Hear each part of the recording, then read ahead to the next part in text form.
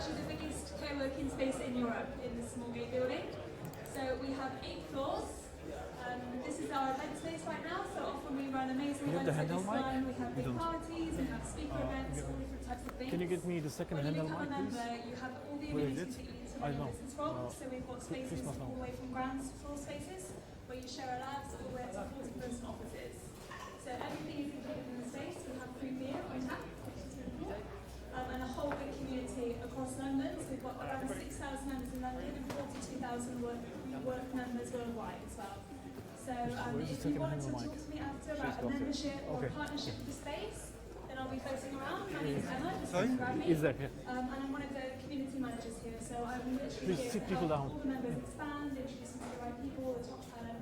So just come grab me. And then, without much further ado, I'd like to introduce you to Marion. Thanks for coming, everybody. I'm going to give you a microphone. Okay, that sounds good. Let's switch off the music, please. Hello, good evening.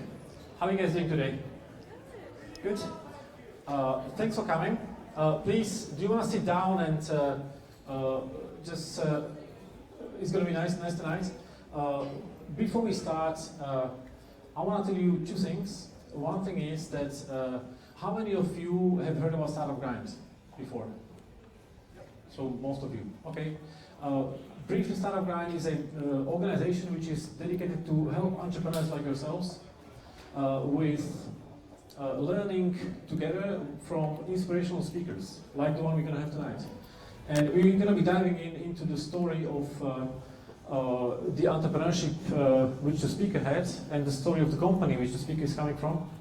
And please feel free to ask questions.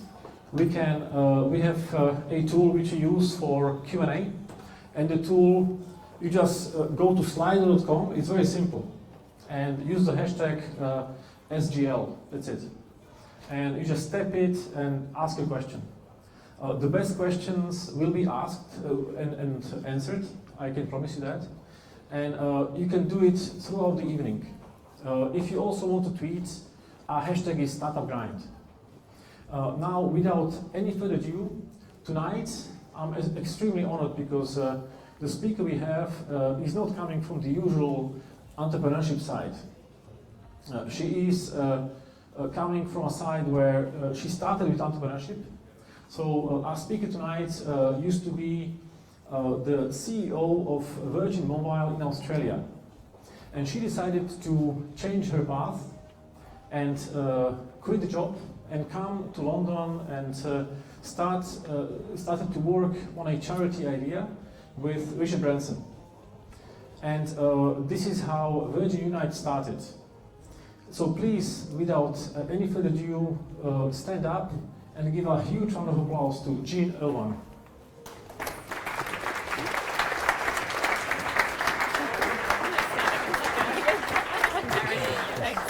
Thank you very much. So we're going to start. Jean, thank you so much for coming. My first question to you is, can you tell us something about yourself, about your background, where you grew up, and what did your parents do for a living?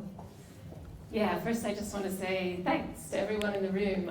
I was coming by the windows and you could just kind of feel the energy reverberating out of the windows. And I just came out of Davos actually last week.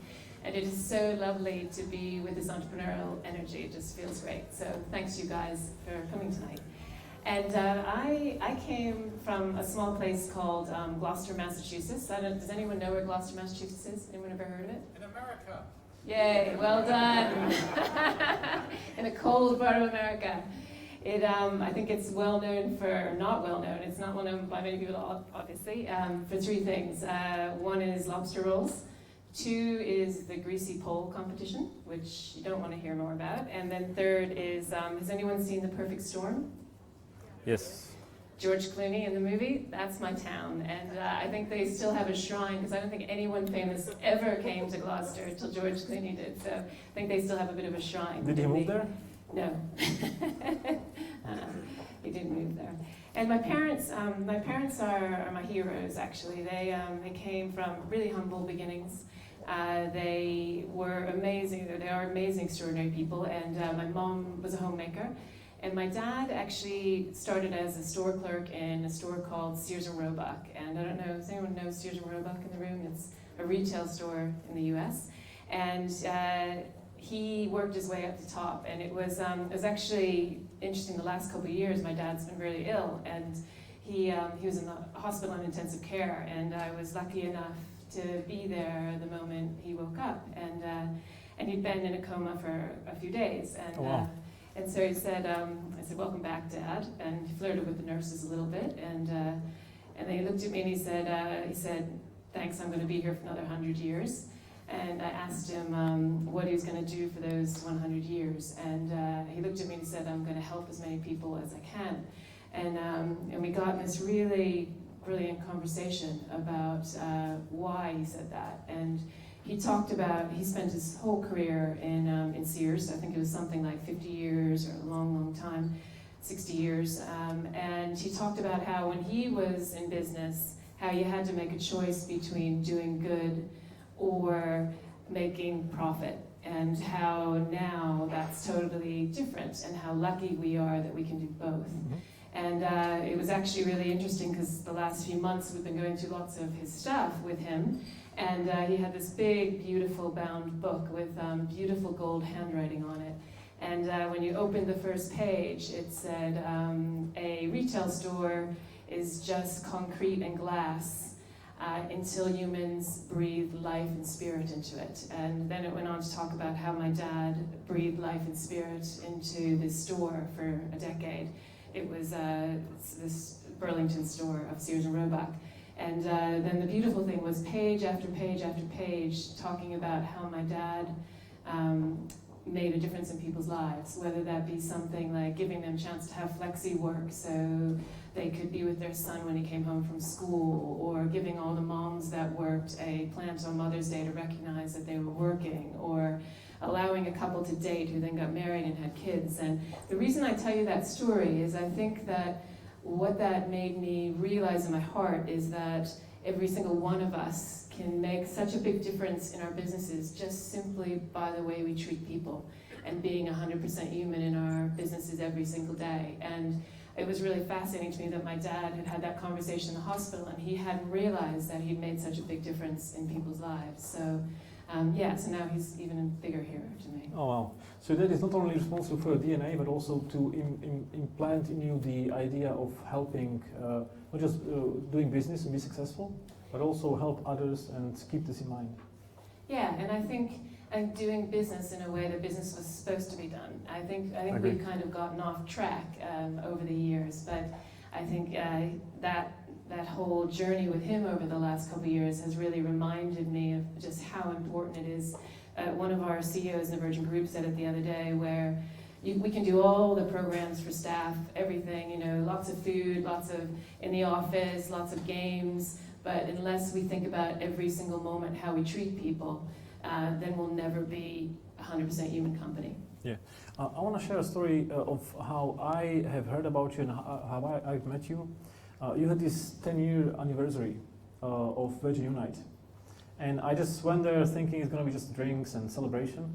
And I was shocked by two things. The first thing which shocked me is the quality of people, the attendees who were there, and how excited and passionate they were about helping others.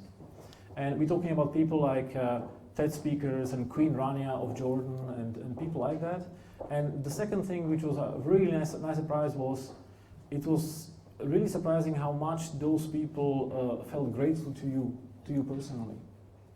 So how do you make people enjoy working with you so much? Because you seem to keep people in mind, whatever you do. What's your secret in that?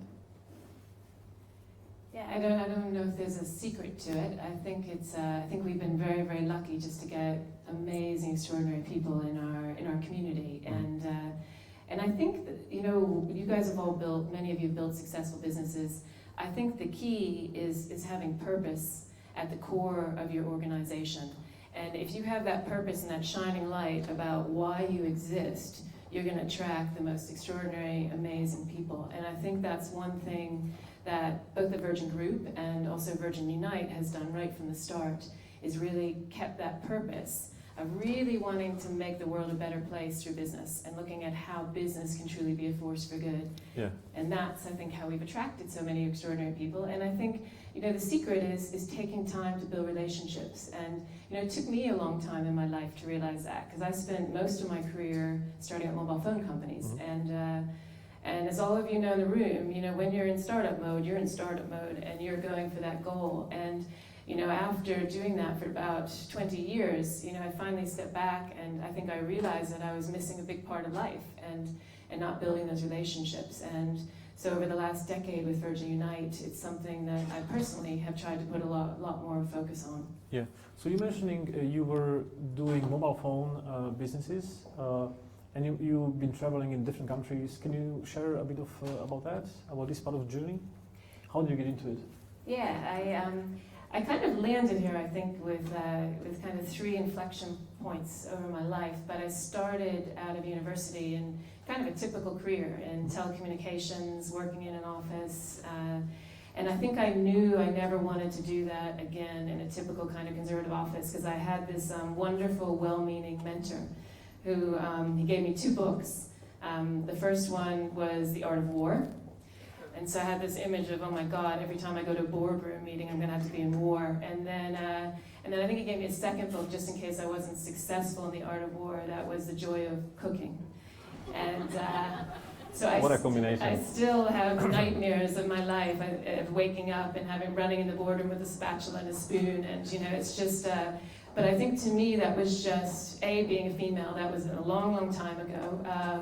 But the category that they were immediately kind of putting me in. And so I think that was kind of the first inflection point where I knew I didn't want to work in a large-scale conservative corporation. And then after that, I took a detour, and I can remember all the people in my office, because I had a great job in telecommunications, thinking I bumped my head or something happened to me, because I went to work for a place called Neon Street that was a homeless shelter for young people. Yes, so you went to this, you became a volunteer at the Peace Corps, right? Yeah, it was a place, Vista. You become a volunteer for 2 to 3 years, and I landed in a place that was extraordinary. It was a homeless shelter for young people. Mm-hmm. And I remember thinking when I left my big GTE corporate job that I was going to go save the world. And when I landed in the shelter, I quickly learned how ridiculous and stupid that was, and how, if anything, these young people were going to save me. And that was the second really big milestone in my life. Because I think I realized that how screwed up we were as humanity, because those kids, there's like 2,000 of them every night sleeping on the streets, and it just showed me how broken our systems were, that we weren't creating jobs, the government wasn't helping these young people.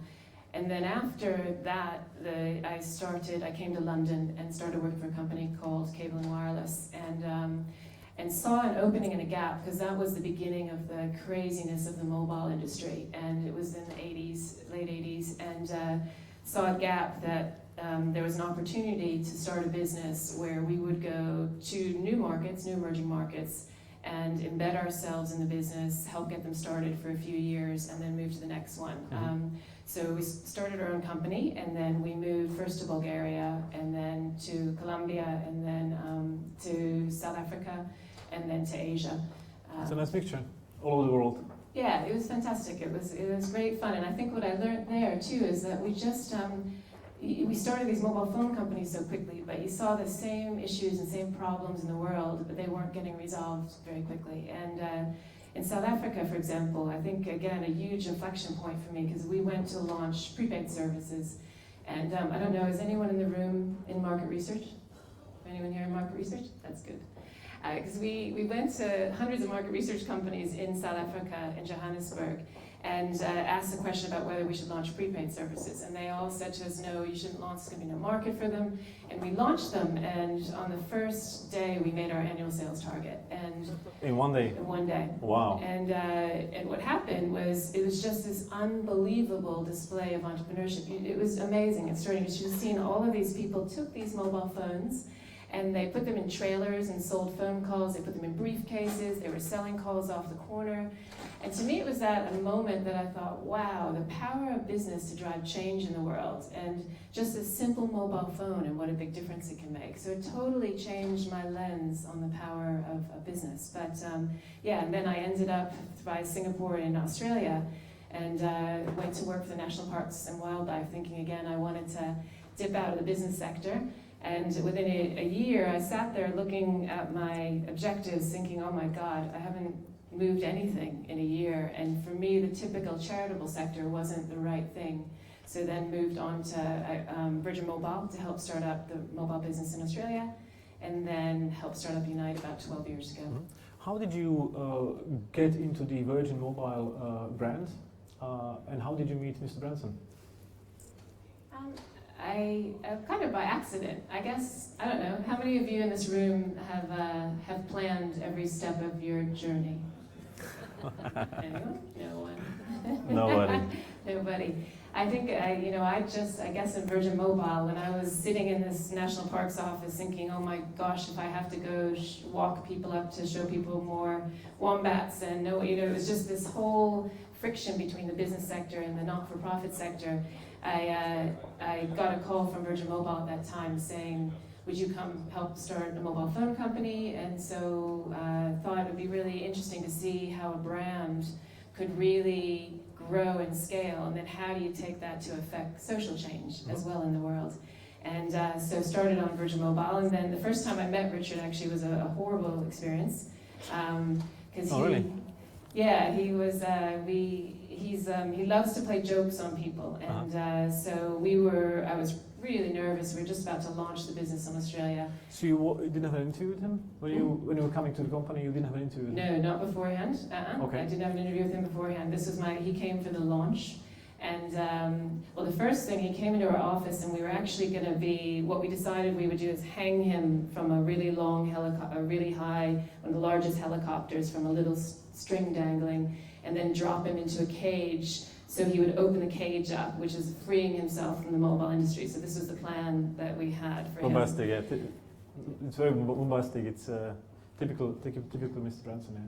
Yeah, no, he was really excited to do this experience, but we'd worried for a week before he got there because we couldn't get insurance for him because no one would insure him to hang from this helicopter. So I'm thinking, oh my God, I have to if something happens, yeah. tell him that he's not insured, and he was just like, oh, I'll do it, have fun. So he did his stunt. He came, and then he came into the press conference right after the stunt, and we were all supposed to go on stage to launch the business, and we had, he sits down and he first says, oh, where are my notes? So we give him his notes, and he looks at them and he looks at me and he says, I can't go up there, I'm not doing this. I'm like, why not? You go up there, there's like 150 people, 150 journalists waiting for you. He's like, no, I'm not gonna do it. And I'm like, why not? And he's like, I'm dyslexic. I can't even say the word actually. And the writing is too small, I can't read this, I'm not going up. And he sat there and played with us like this for about an hour, and then finally said, just kidding. And then went up and launched the business, not an hour, 15 minutes probably. Yeah, and then got up and did it, and that was my first experience with him. Okay, and you were there for how long in Virgin Mobile Australia? About 4 years. 4 years. And then you decided to just quit, or you were thinking during doing this job to do something with a charity purpose? Yeah, I mean, I loved my time at Virgin Mobile. It was an extraordinary company and an unbelievable group of people. And I also, how many in this room actually, I'd be interested, actually have a co-leadership model? You partner with folk to run your business. How many people in the room do that? So quite a few. Because we tried that in Virgin Mobile Australia, and so there was a co-leadership model, which was just extraordinary because we both brought different skill sets to each other to launch the business and get it going and up and running. And so there for 4 years, and then I decided at that time that I've always been so deeply passionate about this intersection between not-for-profit, business, and government, and how you really change the way we solve issues in the world. So I went to my board at the time and mentioned that I wanted to do something around a foundation, and Richard at the same time was looking to start and thinking about a foundation, because at that stage the businesses all did their own thing, And so the timing was perfect. yeah, it was perfect. Yeah. And he said, create a business plan. So created a business plan, sent it through, and How do you make a business plan for a charity, for a foundation?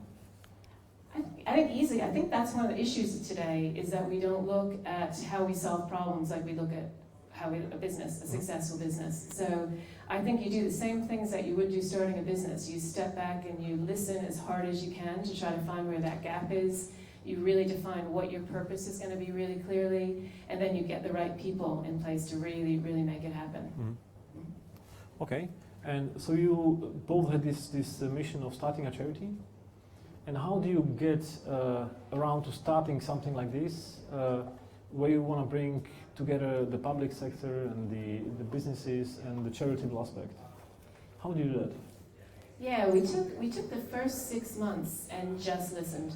So we went out on the road and talked to all the Virgin staff. We talked to tons of not-for-profits. We talked to other businesses. We talked to other foundations to really tightly define what the purpose would be and where the gap is. And then created it. The staff helped us create the entire thing, what the name would be, what the brand would be. And it's evolved over time. So it began like that, working with the Virgin businesses, and then it evolved to work with tons of entrepreneurs, like some of the great ones in this room. And then it grew into this little startup engine where we really focus on how can we start disruptive collaborations and start them and then build them and then spin them out. And then you started doing these collaborations. Which were the first partnerships you wanted to build at the beginning?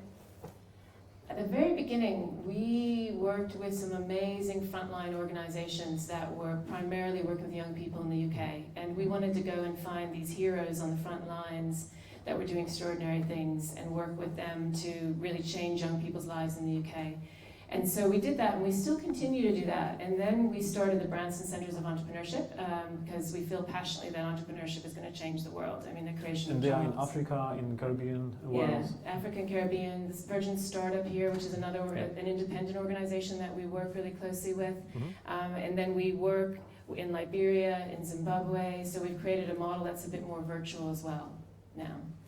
And so you work together, and so you bring together the world of the entrepreneurship from the outside of the brand, as well from within, right? So using the Virgin brand empire to kind of turn up the volume on helping others.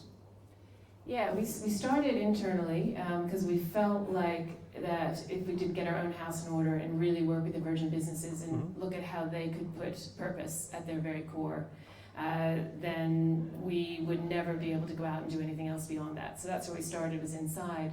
And then after that, we grew into thinking about, wow, the power of the brand for this incredible convening power and bringing together groups. So we started looking at major issues in the world, starting to identify gaps, and then thinking about how do we convene these incredible leaders to really help change that issue at the root cause. So for example, the elders or the carbon war room or the B team, and so then we started that process of incubation. How do you prioritize the issues? Because the globe has many issues. How do you decide which ones are the most important ones, where you can help? Yeah, I think that this is probably one of our biggest challenges as well as one of our biggest strengths. Yeah. So on the challenge side, I think everyone in the company calls Richard Mr. Yes or Dr. Yes because he can never say no to anything. And they call me Miss Do-It-All because I also can never say no to anything. So we want to take up every single opportunity. And I think what we've had to do is really surround ourselves with people that are going to say no and don't take up that opportunity, because I think both of us constantly look through the lens of how can you create opportunities. So I think that's our biggest challenge. And then what we have done is put in place an amazing group of trustees, an amazing group steering committee across the businesses, and then amazing people in the team that help really filter and look at how we select those ideas. Which has been great. It's made a big difference. Yeah. Was it hard when you were starting to convince others from outside the company to help you build this network of ideas and implement them? Yeah, and that's kind of been a journey. We started in the very beginning, and we built this incredible community. Some of the ones you saw at the 10th anniversary, which is just extraordinary people to help advise us. And then as we started incubating these initiatives, like the elders. It's a group of former global leaders that came together because they wanted to use their voice. They were at a time in their career where they had no other agenda but that of humanity. Did you guys hear about the elders? It's a group with people like Kofi Annan and Jimmy Carter and Nelson Mandela was there as well. It's quite amazing, and you managed to put these kind of people together of this caliber. And what is their job? What do they do? How do they help you? Yeah, it was founded by Peter Gabriel. by Peter Gabriel and Richard, and we just like starting a business. It took a few years to kick it off and start it, and we spent a lot of time speaking with folk all over the world. Did gatherings, and also Richard and Peter had a slightly different direction on where the idea should go, so looking at how negotiating what that would be. And actually, again, the beauty of, many of you raised your hands of working in partnership, the beauty of watching those two in partnership was extraordinary, because Peter really was excited about it because he wanted to capitalize on the digital global world and look at how do we use the energy of the internet to really make a difference in the world. And Richard wanted to do it because he felt passionately about conflict resolution. So the two came together, and then really we knew the only person that could truly bring this thing together and have the moral courage and the ability to convene this group was Nelson Mandela. And so Richard and Peter were fortunate that he came on board, and he was extraordinary and helped us select who the other elders would be. And as a group now, they do a few things. One thing is they look at working behind the scenes on conflict resolution. The second thing is they really try to tackle big, difficult to tackle issues in the world, things like girls not brides, and looking at climate change. So they work together, and it's been beautiful to watch them, because many of these people, like the Kofi Annans or the President Carters or the Mary Robinsons, had worked really well as individuals in their life. And then they have, over the last decade, really come together as an extraordinary collective, using their voice. In these instances, again, a lot of it is behind the scenes conflict resolution. I love the idea. These guys have no hidden agenda. They have it all. They just want to help, and people feel it. And for conflict resolution, it's a great thing because people know they don't have any agenda. They just want to help others, so they can help achieve it fast. Yeah, and they have such great joy in doing it now. I mean, that's one of the things that I don't know. Have any of you guys heard Archbishop Tutu's laugh? Ever? It's extraordinary. I think if you can bottle that and spread it around the world will be an unbelievably different place. But they're also just filled with deep joy and don't take themselves too seriously. I mean, I put all of them on such a pedestal, I think, and then after working with them over the last decade, you realize that they're just unbelievably wonderful human beings, and I think the trait they have in common is that deep humility. Yeah. And you mentioned the book which was recommended to you by your mentor, The Art of War. And I don't know if this is why, but the next step for you was the Carbon War Room, right? Yeah. What is that?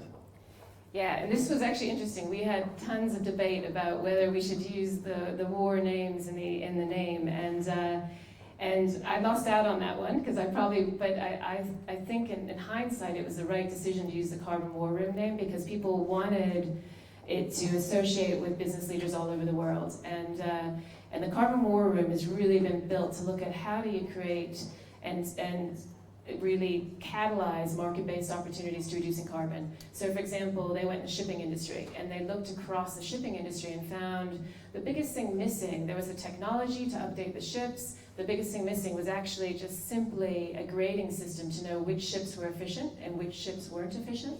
So they put that in place with a wonderful organization called RightShip. And now governments can base incentive structures on ships that are efficient. Customers can base their buying decisions on those ships. And I think there's so many things happening in this space around Paris and what just happened in Paris. And for entrepreneurs in the room, extraordinary opportunities of how do we work towards a net zero world. And that's what the Carbon War Room is all about. Mm-hmm. What I find fascinating is that the idea of the Carbon War Room is great, reducing carbon globally, but implementing is very hard. How do you manage to get people on board? Like the CEO is the ex-president of Costa Rica and the first CEO of the World Economic Forum, right? How do you manage to convince people like this to help you build these initiatives? Yeah, I think it's like any business in the room. How do you get the right investors and the right people to follow your business? I think coming up with where that gap is, but coming up with a brilliant, simple idea that's truly going to make a difference in the world. And thinking about whether it be a business and a product or whether it be a not-for-profit. And that's how we attracted someone like a Jose Maria, because he's looking at every minute for the rest of his life to think about how he can drive change in the world. And he saw this as a vehicle to go to scale, because I think it's really difficult in the not-for-profit world to go to scale, and that's something we struggle with constantly. And the beauty of the Carbon War Room is it took the best of the business world and the best of the not-for-profit world and used business-based ideas to really change and go to scale. And I think that's going to be a really important thing coming out of Paris, is how do we all take our businesses to truly drive change. Yeah, and now it merged with the Rocky Mountain Institute. What does it mean for you and for your objectives and the next steps? Yeah, that's been a really, really interesting, exciting journey, because has anyone had a merger in the room at all yet? Not yet? Not yet? It can be hard, and we took two organizations, like Rocky Mountain Institute was started 30 years ago by this unbelievable chap named Amory Lovins, who just had a deep passion for efficiency and how you use business to drive change. And their culture was really technologically driven, it was focused on science, and the Carbon War Room was all about going in quickly, changing the business model, turning it upside down, so very, very entrepreneurial. So the reason we merged them is because we were missing that scientific side and they were missing that entrepreneurial side.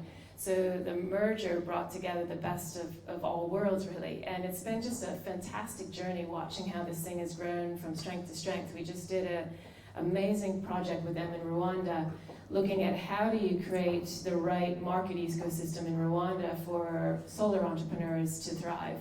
And did a whole plan across the country, and now we're working with Shell Foundation, Rockefeller Foundation, to see how we can create that right ecosystem. It was very interesting. And the next thing which you incubated is called the B team. And we had a quick chat before this talk, and you mentioned some interesting milestones for that. So can you mention to us what is the B team and what is its objective? Yeah, and I'd love to, has anyone heard of the B team in the room? Because it's a new initiative.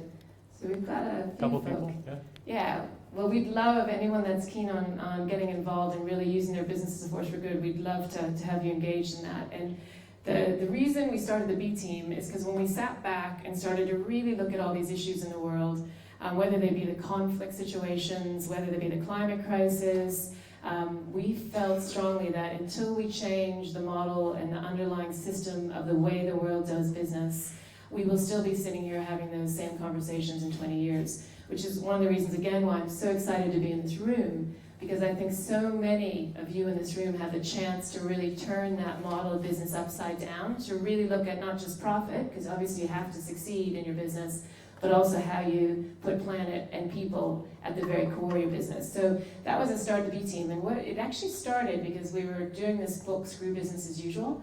And the thing we found the hardest struggle is we found it really hard to find examples of business leaders that were truly embedding people and planet at their core. So we thought, wouldn't it be great to get a group of business leaders that are doing it and have them kind of come together and be a beacon for other businesses. And the real objective is to create a movement of millions of business leaders all over the world to look at how they can put people and planet at their core.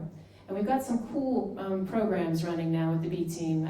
Beyond the climate ones like Net Zero, we just launched something called 100% Human at Work. And it's a really fun initiative where we've got about 120 companies all coming together, and they're sharing ways they can be more human in the workplace. So there's about 220 experiments now, and there's a wonderful team that's been doing this, Anna and Benjamin, and if anyone wants to tap into that and see some of those experiments, there's some fantastic ideas that have come out of that group. Yeah, you mentioned the fact how to be more human in the business space. I've prepared for this talk and I've seen some videos with you, and you mentioned in one of them that you did a poll within the organization, and it was surprising to you which moments people really liked about Virgin and how they felt personally great about being part of the company, and many of these moments were not very positive moments, like the Virgin Galactic catastrophe and stuff like that. Why is that? Yeah, I think we were really shocked by it, because we went out and did ask this question about when did you feel Virgin Group was most human? And we thought that they were going to say things like, oh, when we launched, unlimited leave, or when we gave a, year-long maternity or paternity cover, and what they said is they went back to those moments of deep humanity, like they, for example, when trains, when we almost lost the license in the UK, you had customers coming up to the staff on the train, giving them a hug, saying, I'm sorry. Wow. And or when Galactic, the terrible accident happened, which was a deeply, deeply sad moment across the entire company, you had every staff member across the group writing letters to the Galactic staff and to the family of the astronaut whose life was lost. And it was just an extraordinary outpouring, and just showed, I think, what Richard has done so brilliantly well as he's created this company. And it sounds really naff, but it is a family, and people really care about one another. And that question, when we asked, it came back to those moments. And it was also things like when we stood up for LGBT rights when no one else was doing that. And again, I think you guys in the room have such an opportunity to really use your voices and the power of business voices for really standing up for issues that are completely unacceptable. Because people will listen to you, and people listen to business leaders, and I think that's something that came out in that discussion when we asked that question, because people came back and said, we feel proud to be part of this company when you stand up for these things that shouldn't be happening in the world. And so it was beautiful what came out. It's very insightful. What would be your advice to other normal companies who would like to make their companies more human? What do you think, why is the Virgin Group so feeling like a family? What are top tips from you which you think other companies should implement as well? Yeah, I think the first thing, again, comes back to the purpose of the company, because Richard built Virgin to make people's lives better. And it's really interesting, if you look across the Virgin Group, where we've not succeeded is when we went into an industry where we're really not going to make people's lives better, where we're just like, for example, when we tried to take on Coke and did Virgin Cola, or when we tried to do Virgin Brides. They didn't work because it wasn't making people's lives better. And I think that's an underlying philosophy. And I think that having a founder of the organization that just deeply, deeply cares about people, and it's so authentic. And when he built the company, he built in values like being honest and transparent, and being upfront with one another, having fun together. And that's something I really, learned from Richard, how he weaves in building relationships with people at every step of the way, and how he's authentically human. He's completely sincere about caring about employees, and he did a lot of things when he first started the company, like write staff letters directly and call people on the phone if they had some kind of loss in their family, just deeply caring about not just them as a work colleague, but also as a human being.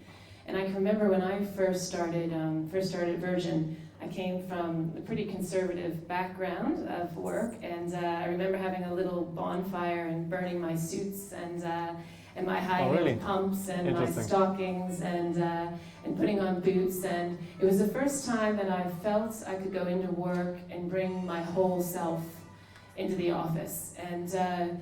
And it was the first time also, I think I had been programmed to think that I could never be friends with my work colleagues.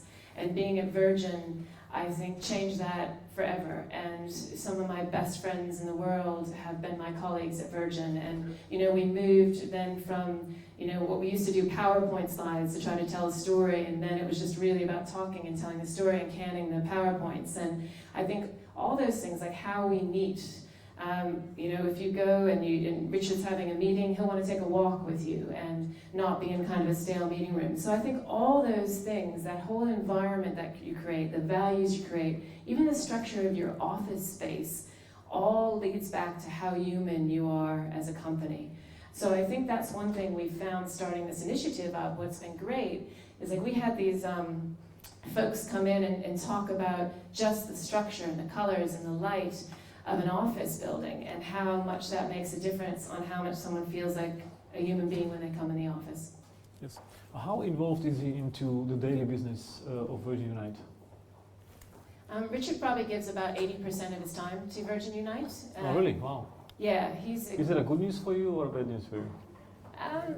A great news for me, actually. It's because he, and again, many of you as founders of companies in the room, I think what he does brilliantly well is he decides how he uses his time really effectively. So he will come in, like we were in Davos last week, and he came in and used his voice, to help support getting businesses involved with the refugee crisis, to help support LGBT rights.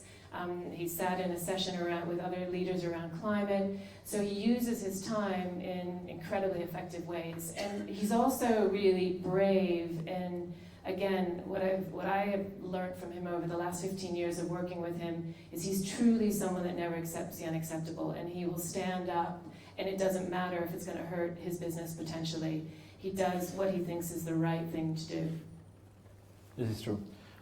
There was this campaign of Apple from back in the day, and I think late 80s, and then a bit later, where Steve Jobs used these legends of business and people like Picasso and Maria Calais, the singer, and Richard was one of them. So even in the 90s, Steve Jobs admired what Richard was doing, and I think one of the reasons why is because he really doesn't accept the unacceptable, and you can see it from his actions and how he does even the charity aspect of his business. How do you use other parts of the Virgin Group, like the disruptors, for example, to turn up the volume on the Virgin Unite aspect?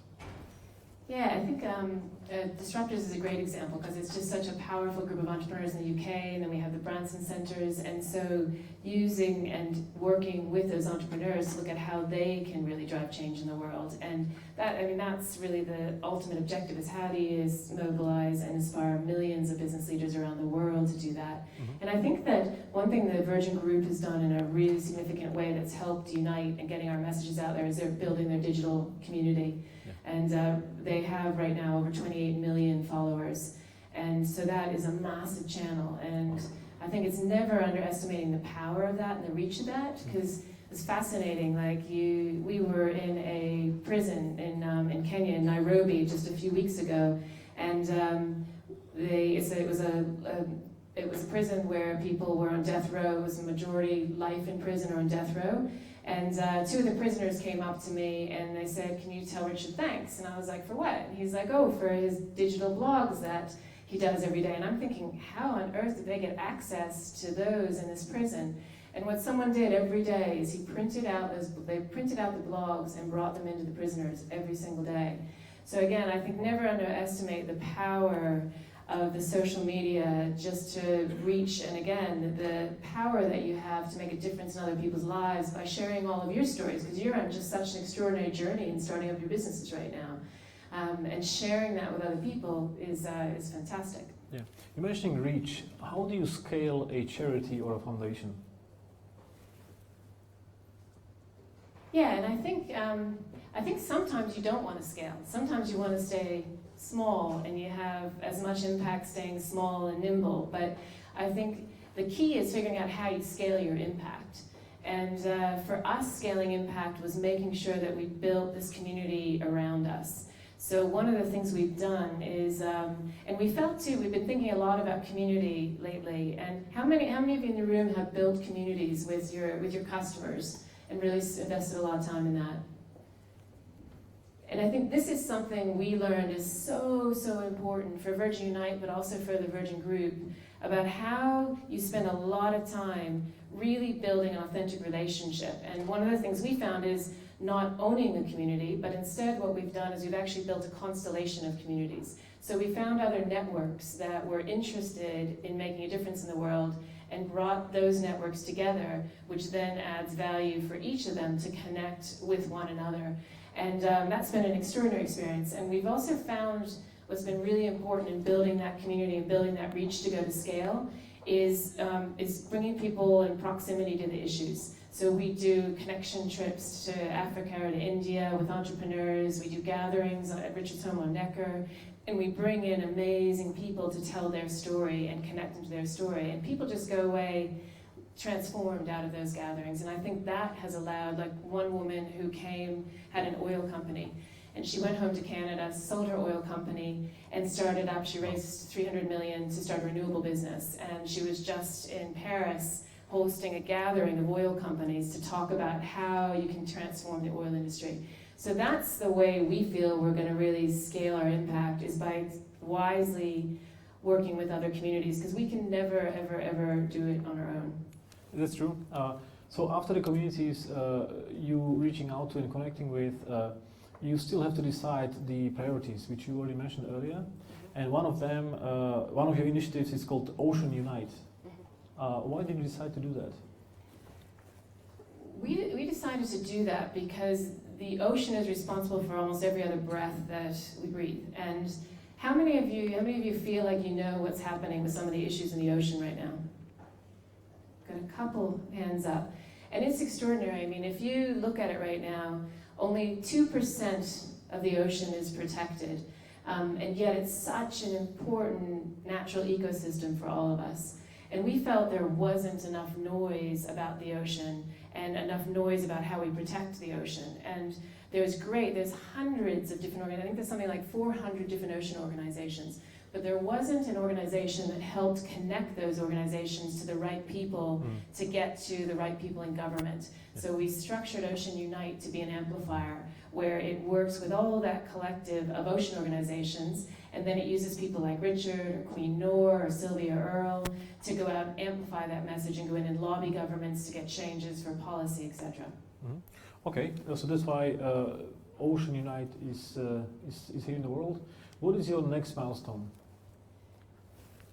Yeah, I think, our next milestone for Unite is really, we've been around for 10 years now, and so we're figuring out what's the next big thing we do right now. We've taken a big step back to look at where our strengths are, and certainly things like bringing these disruptive collaborations together, bringing entrepreneurs around the world.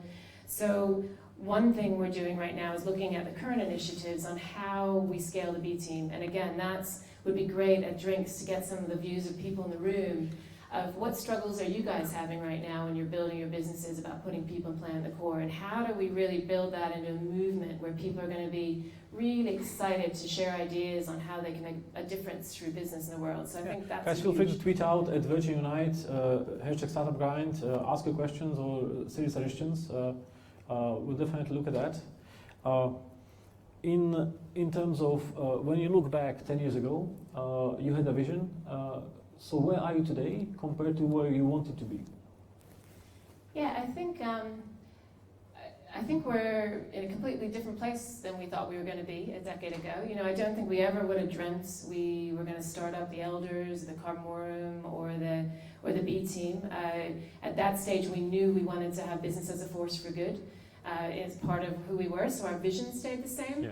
But I think what we saw is that we were flexible to make sure that we shifted our mission with what was happening outside in the world, as well as where we learned we were doing the right thing and the wrong thing. And I think that was a big learning that we had, because I think often, and I found this a lot in my career, is often we can get stuck and think we have to continue on that path. And that spontaneity and that ability to pick up what's happening outside your organization and within your organization has been so critical to us, because I think if we just stayed on the path of only working with the Virgin businesses, we would have missed the opportunity to use the brand and the convening power to create these things like the Elders, the Carbon Room, and the B team. So I guess to answer your first question is, I think we're in a way different spot than we thought we would be, and I'm glad of that. I'm glad we allowed ourselves to have that flexibility. And I think now it's figuring out how we take what we've learned and really bring that to scale. Yeah. Was there anything which you achieved which you thought you would not do? When we're talking about Richard's never accept the unacceptable? In terms of an issue that we never yeah. go over? I guess I never would have thought probably 10 years ago that we would have focused on legalizing drugs.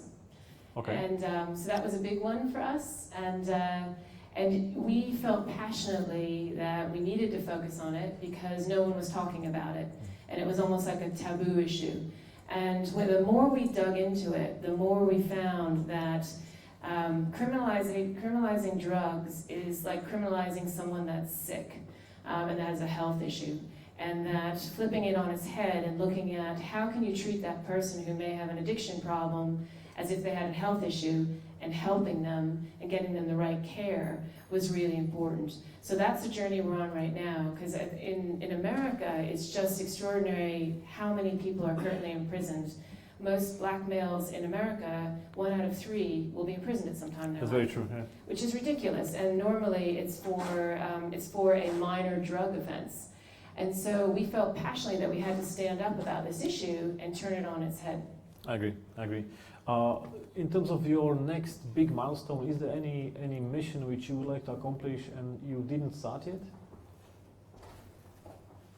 Yeah, I think one of the things that we started and kind of dallied in, which we never really made happen fully, was universal health care.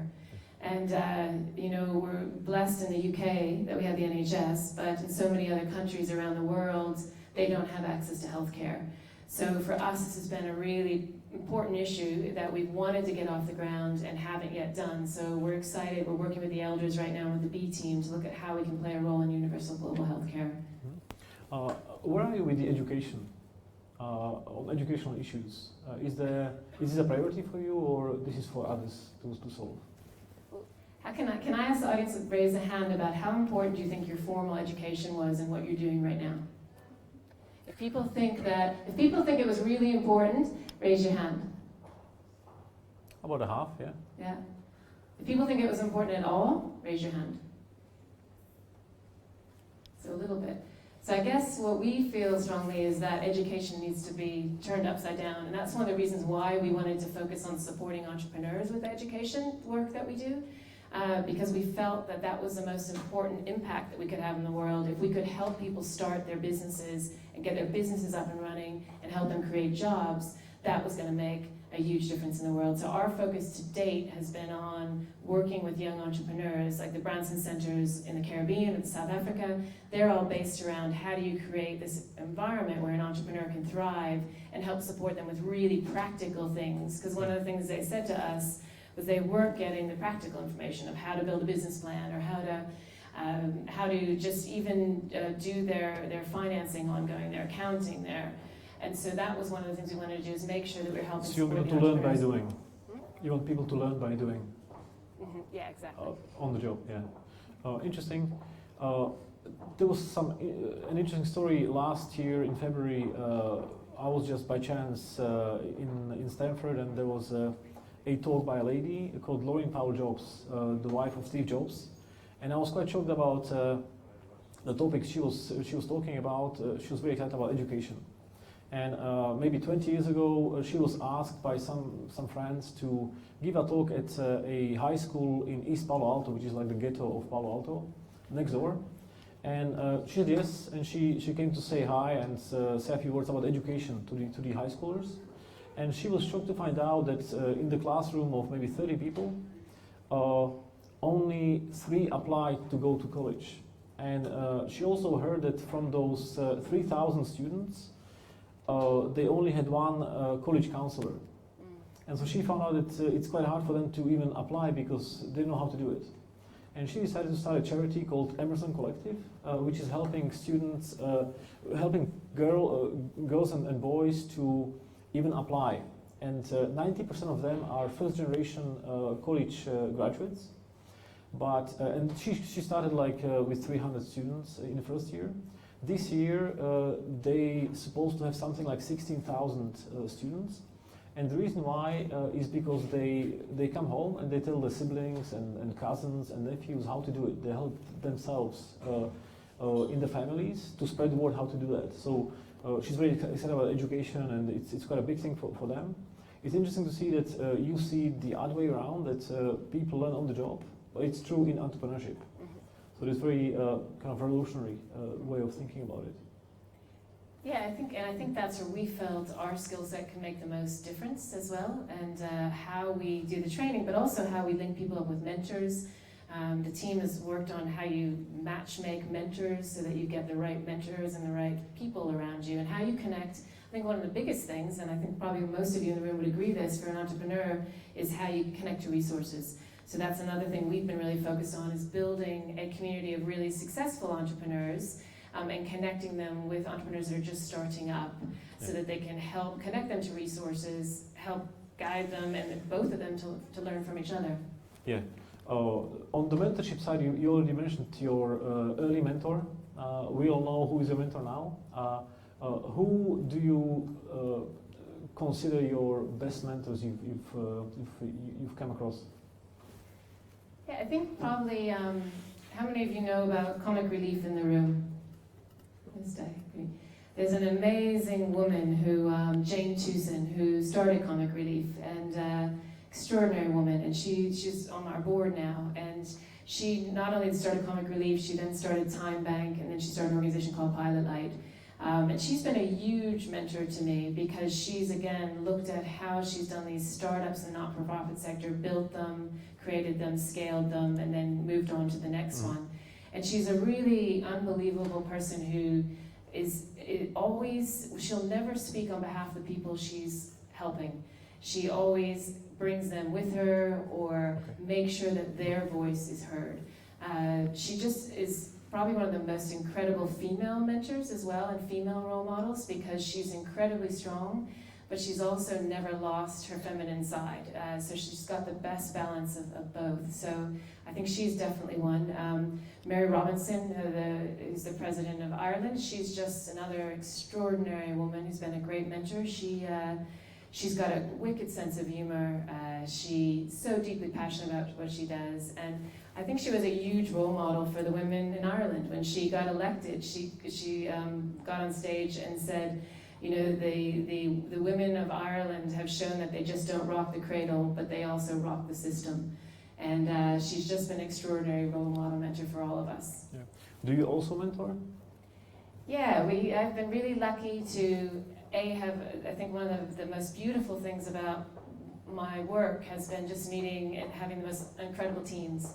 And so a lot of times I'll mentor someone who has left the team and moved on to a new role. There's an extraordinary entrepreneur in South Africa who we've done a lot of mentorship with, Claire Reed, who started this really cool product that's called Real Gardening, where you literally, it's a strip of paper with tiny seeds and fertilizer in it, and you just plant it in the ground and it grows. And it's extraordinary because it has such a great potential opportunity to help with food security in Africa. And you can literally stick it in newspaper and the plants will still grow, so it doesn't necessarily even need soil. So she has been unbelievable. She started the business when she was probably about 22 or 23, and she started it because she didn't know how to plant a garden, and that's where the idea came from. And part of the mentorship we've had with her is also connecting her. So we connected her to Unilever, and now they have invested in her and helped her scale across Africa. So just an extraordinary young woman. How cool. How do you select your mentees? I think the first thing is someone having that incredible spark in their eye and wanting to make a difference in the world as well as build an incredible business. I think a good part of it is an idea, making sure that they have the right idea that you can just see is simple and is going to go to scale. And I think it's someone that really wants to build something that's meaningful and that wants to make a bigger difference in the world. And Claire kind of fit every single one of those categories. It's a very cool product. When you're looking to the future, what are some key trends influencing what you do? I think one of the biggest ones influencing what we do right now is and I don't know if anyone in the room has felt this, but I feel like the whole world is changing right now. I feel like the silos between government, not-for-profit, and business are kind of collapsing. And where we used to, I remember sitting in Tanzania once and hearing these two people argue on stage for literally an hour about whether the answer to solving the problems in the world was charity or whether the answer to solving problems in the world was not-for-profit. And I remember sitting there thinking, God, this is the most useless discussion. Because in the end, it's not really either polar opposite. And I think what we're seeing right now is with those things breaking down, we're seeing that whole spectrum of opportunities where you have not-for-profit on one end, you have pure commercial on one other end, but then you have really extraordinary businesses coming with blended finance models where they may get a little bit of a not-for-profit kick, but then they go to scale and they make someone a lot of money. And there's businesses like M-Pesa, that's now, I think, carrying 30% of the GDP. Has anyone heard of M-Pesa in the room? A couple of folks. It's extraordinary where it's basically like a bank in your pocket on your mobile phone. And now 30% of Kenya's GDP travels over that phone. Profit-making entity, that's probably one of the biggest things that's made a difference in that country. And so what I'm really excited about is that spectrum of how do we create these really interesting business opportunities across the spectrum. Some of them going to be not-for-profit, some going to be social enterprise. That's one thing I think is extraordinary right now. I think the other thing is just disappearing boundaries. There was this lovely young Egyptian man that stood up when we were in Egypt a couple years ago, and he stood up and he said, when will political leaders realize that the only borders left are on old maps? And I think that just crystallized the world that we're all sitting in right now, where everything is falling down the boundaries, and we need to live and start figuring that out in that world, and how we as entrepreneurs can live in that world. And I think probably the third thing that's radically changing what we do as an organization is collective intelligence, and looking at how you use online tools to really scale work. And I don't know, has anyone heard of an organization called Zoo Universe? You have to check Zoo Universe out. It's managed to get 1.5 million people mapping galaxies, spying on penguins. Oh, wow. It's just an extraordinary, and they're all doing it Zoo for free. Universe. It's just extraordinary. Yeah. When we talk about those three parts, the triangle of public sector and charities and companies, they all speak different languages. And I'm meeting a Euro Commissioner tomorrow on one partnership we're doing. It's very hard to make those parties understand each other. How do you manage that? Yeah, this is I think a really, really important point in the breaking down of barriers, because I think I made the big mistake when I first started working at Unite of using the language more of the not-for-profit world when I was trying to get businesses to move, and it just doesn't work. And I think what we have learned over the last decade is we've completely changed our language and tried to use the language of the business world. We're talking to the business world, or governments, we're talking to governments. And we learned that the hard way, because I think we came in really naive, thinking, oh, that, you know, people are just going to want to come together and sing Kumbaya and make the world a better place. And of course that didn't work. And so now we're trying to really make sure we're proving and showing the business models linked to everything that we do. And until we did that, people didn't listen. And now it's already working, because you've learned to put yourself into the shoes of your other party. Yeah, now it's working because we're doing that, and also I think the world has moved too from a decade ago, and I think the world is realizing. It was really interesting at Davos last week, because we were on the fringe, we weren't in the middle, and to see how many business leaders aren't realizing that this revolution is happening around them, and then we had an unbelievable session with a group of young global leaders. And just the difference between the well-established businesses and what the discussion was in that room as compared to the young global leaders was extraordinary. And the young global leaders are realizing that work needs to be turned upside down, business needs to be turned upside down. And I think the thing that I came out so inspired by these young leaders is they weren't sitting there pointing a finger saying business is wrong or not-for-profit is wrong, or they were instead saying, how can we work together and collaborate and figure out the solutions together? And how can I have empathy for the other entity rather than pointing a finger? And it's a radical different. I remember when we first launched Unite a decade ago, I put out an ad for a marketing comms director because we wanted to be able to communicate the issues correctly. And I came home that night and I had 2,000 emails in my inbox. And no way, wow. Well, the reason I had 2,000 emails in my inbox is because everyone in the CSR industry was going crazy because I put out an ad with the word marketing in it linked to a charity. And saying, how can you do that? How can you? And I think we've come so far from that now that we realize that you need all the different skills. You need to have the business skills, you need to have the marketing skills, you need to have the not-for-profit skills and government skills. And I think the world is coming to a place where it's more like about hybrid leadership rather than just sector leadership. Yes, you're actually one of the biggest experts on leadership and the new way of leadership. I've seen you speak on some occasions.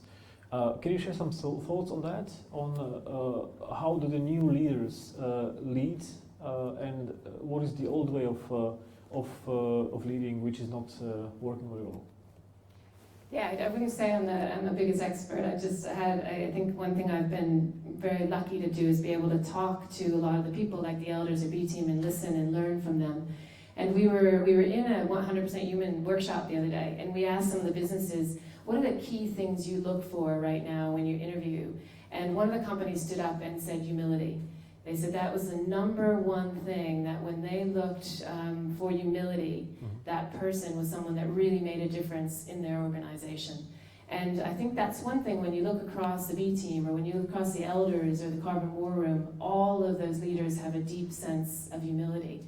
And we've been working a lot with the elders to ask them this question about what does the future of leadership look like? And when we asked them, you had Mary Robinson coming back and saying being inclusive, you had Archbishop Tutu coming back and saying compassionate, you had Guru Brundtland coming back and saying forward thinking.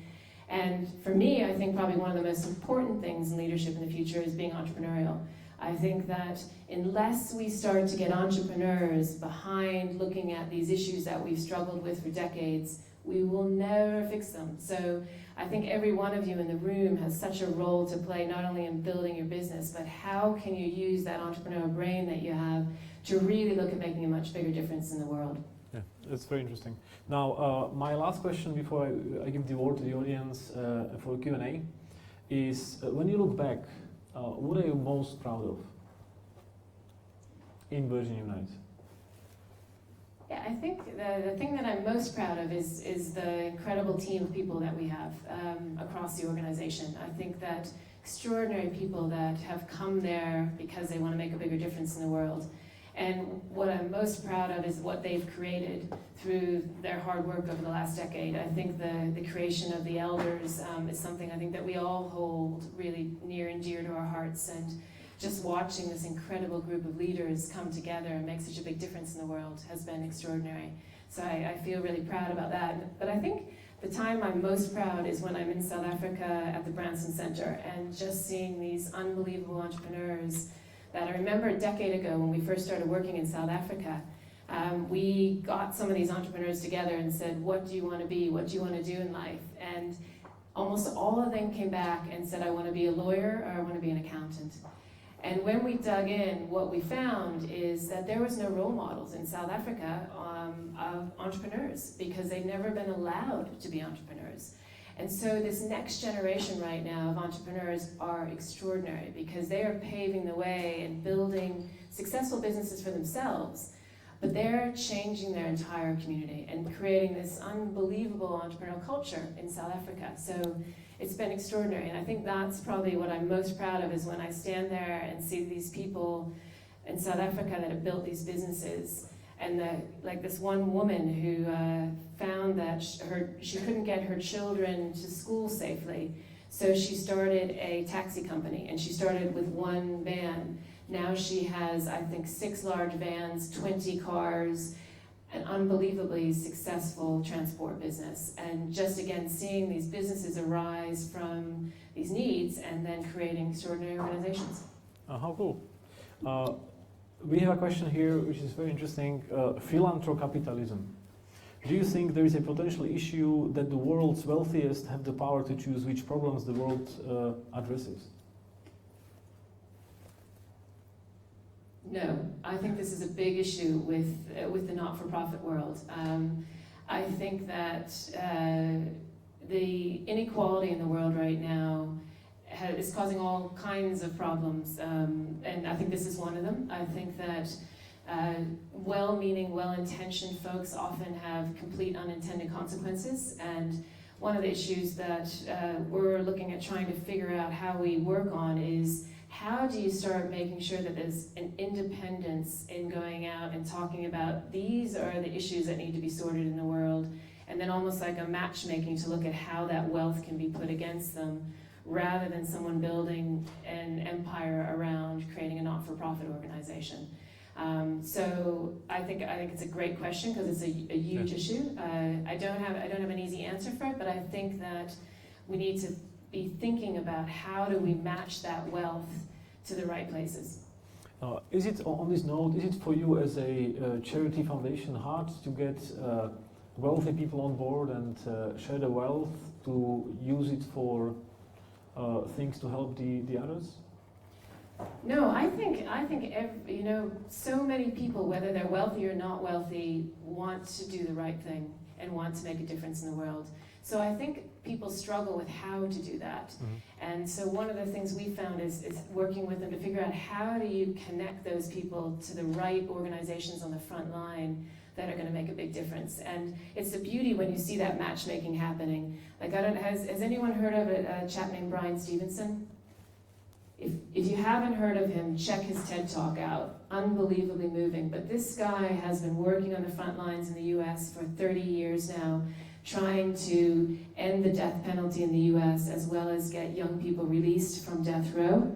And we put a group of entrepreneurs in front of him, and immediately he helped scale his organization. You know, it's just getting the right people in front of the right people and making that matchmaking happening, and then they'll sell it for themselves. Our next question is, should a startup wait to be profitable before it implements charitable or social elements to the business? I'm actually going to ask that question back to the audience first before I answer it. That's a smart way to answer. How many of you in the room think you need to wait to be profitable before you're making a difference? Raise your hand. How many? Couple? Yeah. How many of you think that you can make a difference right from the beginning? Yes. Hurrah! Who said yes really loudly? Ben over there. Yeah. We need to hear your story after. Make sure, yeah. Because I think all three need to happen together. I think you need to make profit so that you're going to be sustainable and be around for hundreds of years to come. And I think at the same time, you can be doing what's right for people and planet. Even if you simply do what my dad did in that company and look at how you take care of people in your company. That in its own right can make a big difference in the world. So I know how hard it is trying to get something up off the ground and how it's a struggle to make sure that you are profitable. But simply if you come to work every day through the lens of thinking how you can be a human being to your people in your company, that in its own right is going to make a bigger difference in this world. Because I can tell you that doesn't happen all the time right now. It was really sad. We were at a 100% Human gathering in New York, and it was a group of CEOs around a table talking about how they can make work better for their people. And there was a lovely woman who was actually serving food that day, and she was working for the hotel. And Richard said, "Oh, come join the table, come tell us what you think about work." And when I left that day, she was actually standing in the hallway weeping. And I asked her why, and she said, "I never knew that companies could care about people." And it was just that moment of realization of, wow, how far off track we've gotten. And again, all of you in the room have that chance to revolutionize that and make sure that we never have people feeling that way or saying those things. Great answer. Last question from Slido. Does Virgin Unite offer mentoring and grants to new social enterprises? Yeah, we do. We do both in startup in the UK, and we also offer them in South Africa and across the Caribbean. So you do. Yeah. Let's take some questions from the audience, and then we can start networking. Any questions you guys have, you want to stand up and ask a question or a phrase? Sorry? It is, there are people who like to type your question, and there are people who like to stand up and ask, so we do both. Any questions in the audience? I'll have a question. I think empathy is a super important subject, actually, that you educate empathy, because many of the problems in the world is that people don't truly understand what's happening around the world, right? Because we don't really understand what the faces, who is facing what type of problems. That's why people travel and build a lot of empathy. What is Virgin Unite doing to teach empathy or to develop that sense of empathy in people? So the question is, what is Virgin Unite doing to teach empathy to people? Or develop it. Or develop it, yes. Yeah, and I think this is a super, super important point. It was actually really interesting. Bill Drayton of Ashoka has spent years trying to look at how to make a difference in the world, and where he landed is that we need to teach empathy in primary school. And so he's doing an extraordinary piece of work. And for us, what we're doing is we agree wholeheartedly that unless you have empathy with everything, I mean, that's why we have so many problems where we can't solve them, because it's businesses pointing at not-for-profit. It's not-for-profit, it's how do you have empathy with one another's position? And one of the things why we started 100% Human at Work is because we want to bring empathy back in the workplace. And so what that is right now is a movement across businesses looking at how we help put values back into the core of the business. And we worked with a lot of companies to figure out what were some of the core characteristics of making a company 100% human, and what people came back with as respect as a very base level, equality, growth, belonging, and purpose. And having those things in every company. And empathy is an important one that wraps around that and part of really being human. So I agree wholeheartedly with you. Have you seen some good people doing some great stuff here with empathy? Oh, absolutely. It's just, the problem is the scale of it. Is that you have to teach person individually, one by one, and it's not viral enough.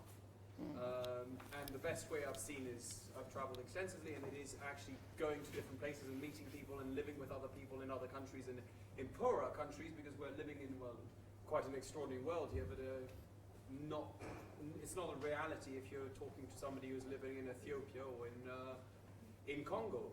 So it's a very slow process, and it's a serious debate which needs to be had, is how do we make that more, how do we increase the speed of that? And I think you're spot on that proximity is really important, because we can read about it, we can, like Richard blogs about all different, until you actually experience it and you meet someone face to face.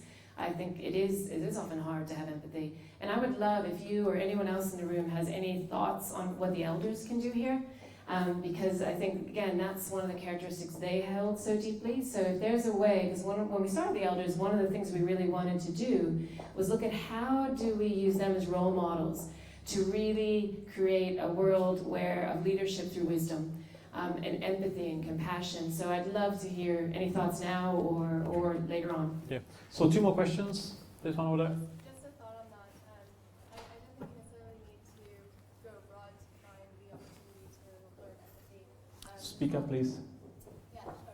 There's a lot you can do through volunteering in the local community. I'm going to give you this. Really develop empathy through learning about someone else's struggle, even here locally. And I think that's one thing I've noticed. I'm from the US, so that's one thing I've noticed in the UK is that people think of volunteering as going abroad, and that's where you're going to have that chance to make a difference. But there's the chance to do it here locally, and you can really get insight into a lot of struggles that you probably don't realize exist just around the corner.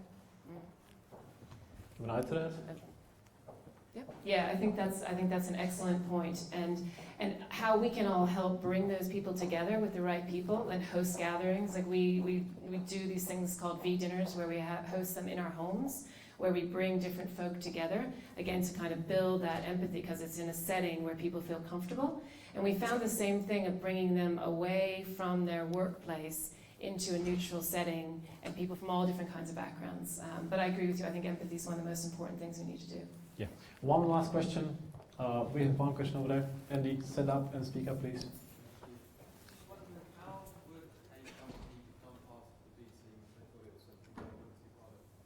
So how does a company become part of the B team? Yeah, so there's a number of ways you can become part of the B team. One is if anyone wants to get involved in the 100% Human Network, we have a group of companies. We're going to be doing gatherings in different parts of the world, so just let us know and we'll loop you into that. Also something called Net Zero, so becoming a net zero company.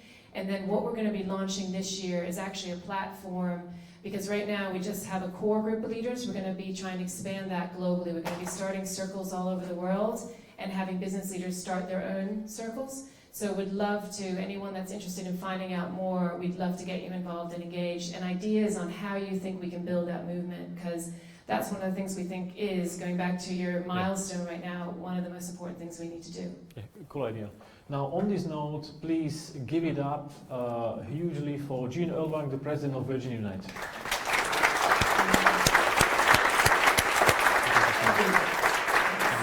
And give it up actually to yourselves, because I think one of the hardest things is starting a business. So thanks you guys for all the hard work you're doing, and go get a beer. Yeah. So before we go and network a little bit, Jean is kind enough to stay a little bit here, so feel free to say hi and give us some answers she asked for. Give me a second, please. We're not finished yet. On the last note, to wrap up, I would like to say thanks for coming. Our next speaker will be the founder and CEO of Mass Challenge, one of the world's largest accelerators. He's going to be flying in from Boston, of all places. And it's going to be happening on the 1st of March. You might also know that we have a conference once a year. It's going to be next month in Silicon Valley with people like the co-founder of Facebook, founder of YouTube. We're going to have Mark Andreessen coming and Guy Kawasaki, people like that. So if you go to startupgrind.com/conference, you can check it out. I would like to say thanks to our partners, to WeWork for hosting us here.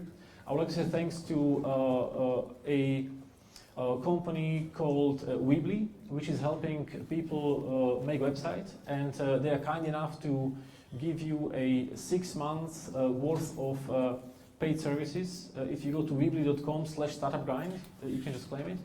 I'd like to say thanks to DWF, our law firm, which is helping us with legal documents. We have David at the back, which can help you as well if you have any legal questions.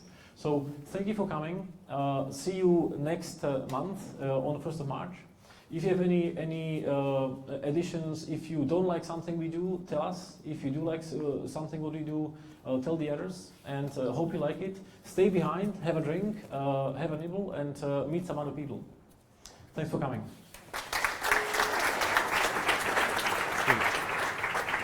Thank you so much. Can I get you a drink? Oh, no, it's perfect. Are you sure no wine? Yeah, no, water's great. Okay, cool. Yeah, thank you. Thank Thanks you. very It was much. amazing. Thanks, thank you. Hi, you guys. Hi. Hello. How are you? It feels much nicer. Hate being up there. So Amazing energy, frankly. Yes. I mean, the delivery is amazing, and you bring up so much I'm energy. going to give so him a much hug. enthusiasm. Yeah. He gets hugs. No, but it was really fantastic. Just really, you know, you bring so much motivation, empathy. And heart. I do have Thank another you. question: is how do you want to share? You know, you obviously have a lot of experience. You're building up a lot of knowledge through all these initiatives. How you? Obviously, there's a lot of people building up startups here. There's a lot of best practices that could be shared with startups because startups don't necessarily have the time. The one thing that we don't have is time generally. Yeah. I used to start startups. That's one thing you don't have.